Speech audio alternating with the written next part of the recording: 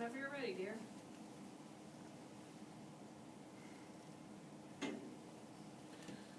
Last time I was here, I tried to persuade you all to play some video games because they were healthy for you. Now, how many of you here played a video game over the weekend or over Thanksgiving break? Did any of you get mad at the game, at yourself, at the world? Did you rage at all?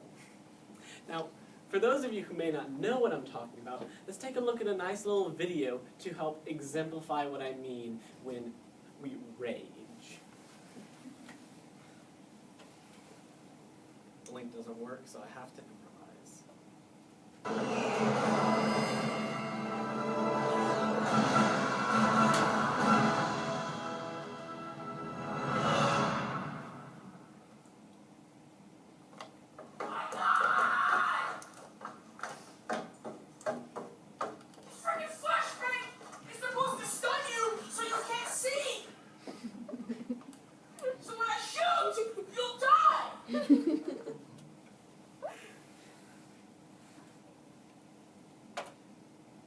And that is the perfect example of what rage is to us. Most of the world believes that's all we do. But in reality, that's not all video games do to us. There are, in fact, numerous benefits that video games bring to us as well. So I'm here, again, to persuade you of 2 reasons why we should play video games because they are healthy for us.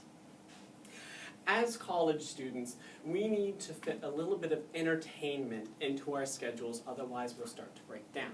And what better way to help entertain ourselves than a nice little video game?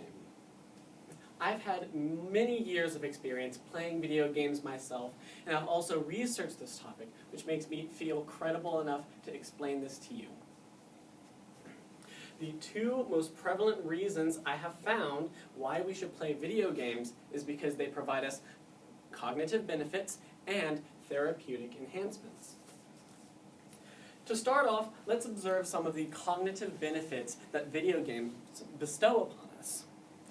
Throughout the years, multitudes of studies have been performed in an effort to correlate the effect of video games and what they do to our minds.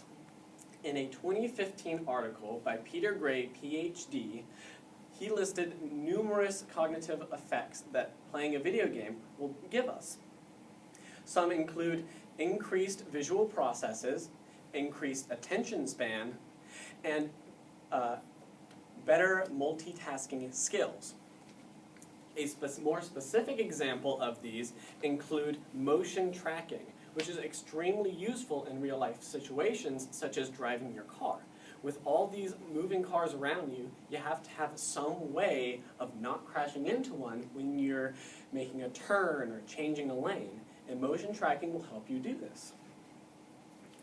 In a 2014 article published by the American Psychological Association, they found that violent video games, contrary to popular belief, are actually more helpful to us rather than causing us rage-inducing outbursts.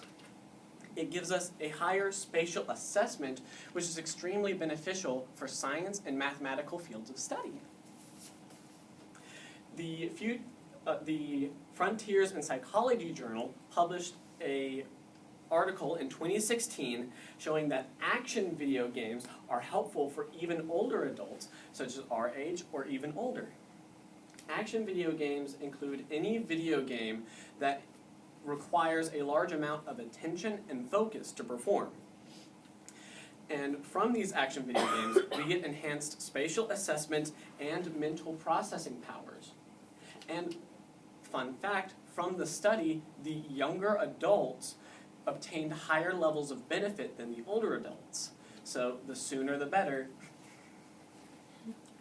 With cognitive benefits making video games so appealing to us, what can make it better? Some therapeutic benefits can make it better. So let's take a look at some of those. Back to Peter Gray's 2015 article, he also identified some health benefits for certain physical disabilities. Lazy eye was found to have increased active abilities after playing a video game. And dyslexic patients were also found to have greater benefits from playing video games than specialized dyslexia programs. Anne-Marie Porter, in a 2017 dissertation, found a difference between violent and nonviolent video games. Violent video games were found to bring higher positive emotions in the players than in nonviolent video games. And nonviolent video games were proven to produce lower stress levels than violent video games. So whether if it is to de-stress or to feel happy, video games provide a wide variety of options for your mental health. In a 2005 article published by Professor Mark Griffith, multiple recoveries used video games over some more conventional options. Video games have been used to reduce nausea for chemotherapy patients, and video games were also used to help treat children with learning disabilities and other social disabilities such as autism and speech impediments. To summarize, there are numerous cognitive and therapeutic benefits associated with video games. And I encourage all of us to take the time and pick up a video game either after finals or even this weekend and have some fun with it. So watch out and don't stress out and become like the child in that video. And just enjoy all the health benefits associated with video games. Thank you. And take it away, dear. Labels tell us many things about our clothes, like the size, the composition, where it was made, and so on. But they never show us the faces behind the clothing that we wear. In 2013, a journalist went undercover for the Toronto Star and became employed as a factory worker in Bangladesh. What she found was unfortunately not surprising. While she was there, she met two young girls, Neem and Tania.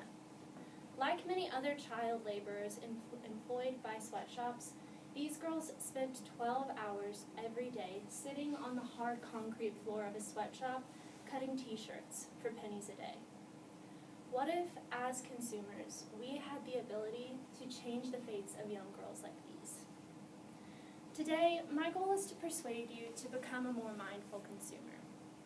Mindful consumerism involves a deliberate understanding of the effects your purchases have on the world.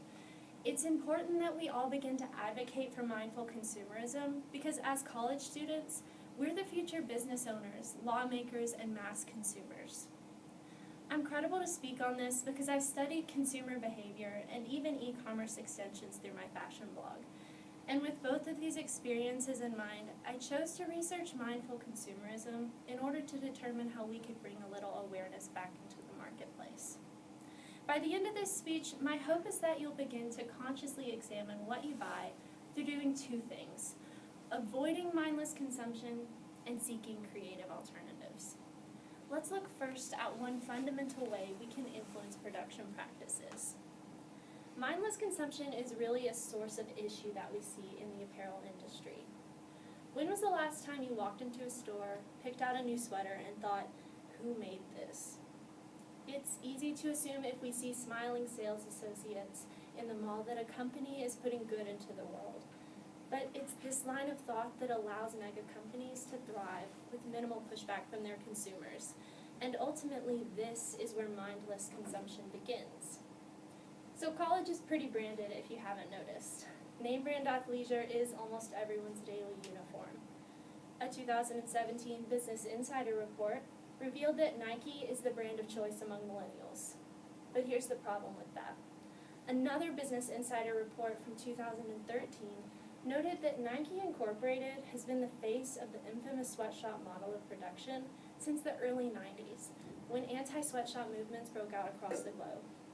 To give you an idea of what these movements were fighting against, in 2015, researchers under the Social Movement Studies Journal noted that the anti-sweatshop movement involves a study of the international apparel industry and the ways in which it consistently abuses workers' rights. Now, it's this consistency that suggests a structural flaw. And we fix structural flaws by challenging the norms that shape that particular institution. I know that's a lot of talk, so what can we actually do about this? Let's look back at the Nike case. In 2016, the Washington Post covered a sit-in held by Georgetown University students that ultimately led to a revision in Nike's licensing contract with the school. The new agreement meant that Nike had to take more accountability for its factories producing Georgetown apparel. A 2017 follow-up article in the Washington Post found that the new agreement has proven successful.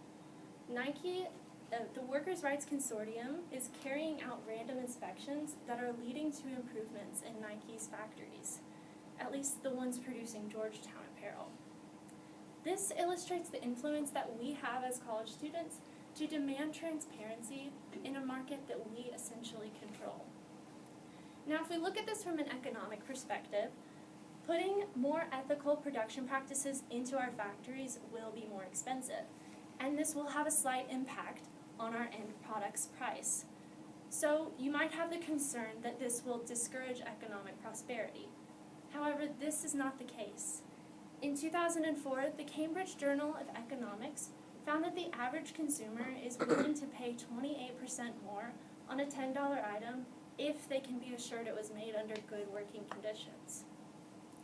So now that we've talked about why mindful consumerism is so important, let's think of another way we can create a more ethical marketplace.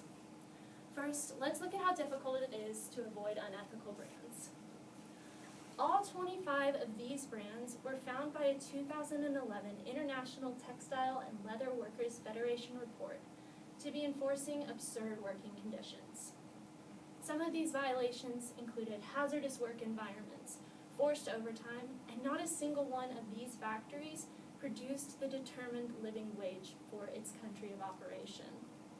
Now, with a marketplace so saturated by these giant names, you can imagine how difficult it is to avoid unethical brands altogether. This is where creative alternatives come into play. One alternative is shopping secondhand. Many of the brands I just displayed for you are fast fashion retailers, meaning they're constantly producing small batches of cheap, trend-driven clothing at unsustainable rates. An article published in the Fashion Theory Journal in 2012 noted that fast fashion retailers expect their consumers to wear their products 10 times before tossing them out as waste. In fact, their business model relies on this. So, by slowing this down, shopping secondhand, and even donating items we no longer need, we challenge both the unethical and unsustainable norms that are currently shaping the apparel industry. At this point, you should now understand how avoiding mindless consumption and seeking creative alternatives will ultimately have a great effect on a consumer-driven marketplace. I hope you'll now begin to add a little consciousness into your shopping trips by asking, who made this? And ultimately, what are my alternatives? So that our chances of seeing a real shift in the production of goods dramatically increases.